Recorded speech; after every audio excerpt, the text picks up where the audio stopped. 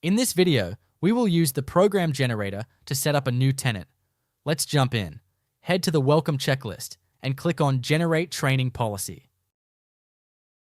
From here, we'll take some basic information about your company and use it to create a bespoke training program that you can import directly into your CanIPhish tenant. Let's begin. Enter your organization's name. Choose the size of your company. Next, enter your industry, your geographic location, and then what language is spoken at this company. All of this information is used to create a bespoke training program, so make sure you enter in real information here. Here, you can select the frameworks required. Each organization will have different requirements, but for the purposes of this demonstration, we will just choose SOC 2. Now onto the program scoping section. For this organization, we want to use training assignments and phishing simulations. We have software development and IT admins. We will leave employee engagement as default. Security intelligence will also leave as default at intermediate, and leave phishing simulations as default. This is where you choose the tools and applications relevant to your organization. For the purposes of this demonstration, we will only choose a few.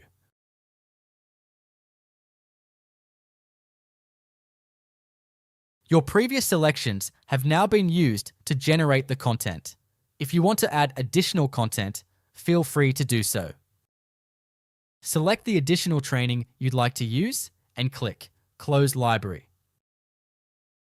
You could do the same with phishing emails, but we'll just keep that as default. Now once that's done, you can either download the training policy, which is a Word document, you can share the training program via email, or you can create the training activities, which will push these directly into your CanIPhish tenant. Let's choose that one. There's some actions required once you've imported your training program. We will go through this in more detail in the next step.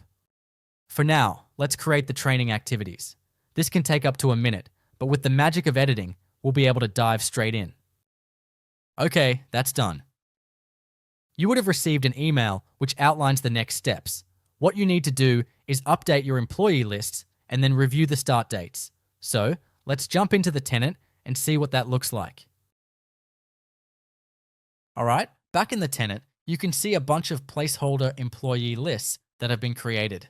Now what you need to do is add your employees to the applicable lists, keeping in mind that high risk, low risk, and medium risk lists are dynamic. That means that they will be populated as users interact with the platform and fall into those risk categories. The employee lists that we need to update now are the All Employees list and any of the specialty training. We had IT admins and software developers. Let's go ahead and do that, starting with the All Employees list. There are different ways that you can import these employees, but we'll use CSV for the purposes of this demonstration.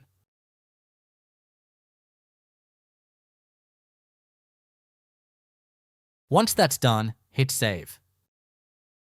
Now you can see that we have 10 employees added into the All Employees list. Now we need to add the IT admins and the software developers to their respective lists. Let's start by adding our IT administrators. So the first step is to clean up the list, and now we're going to add in our IT admins. Let's open that CSV file with all our employees and choose who our IT admins are.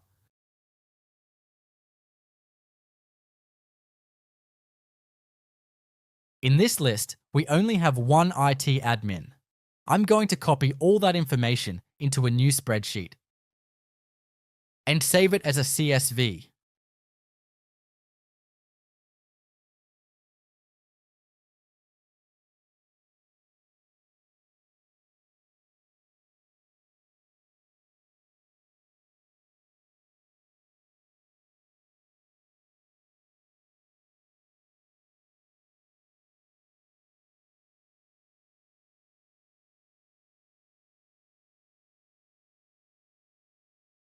Now that that's done, let's do our software developers. So we'll open that same list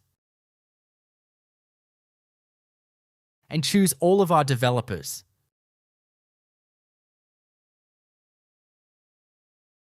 Copy all those users into a new spreadsheet and save that as a CSV file.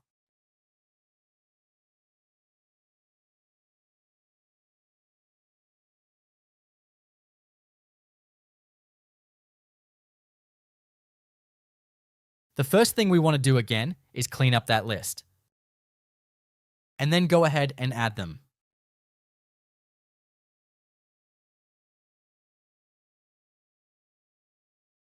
That's it for our employee list. Everything's ready to go. Now what we need to do is jump into the campaigns and set the dates to be when we want the campaigns to actually commence. So you can see here that these campaigns are set to go in 7 days. If this is okay for you, you can leave it as is. Everything's ready. If you do want to make changes to these dates, simply click the pencil icon and select what date you want these campaigns to kick off.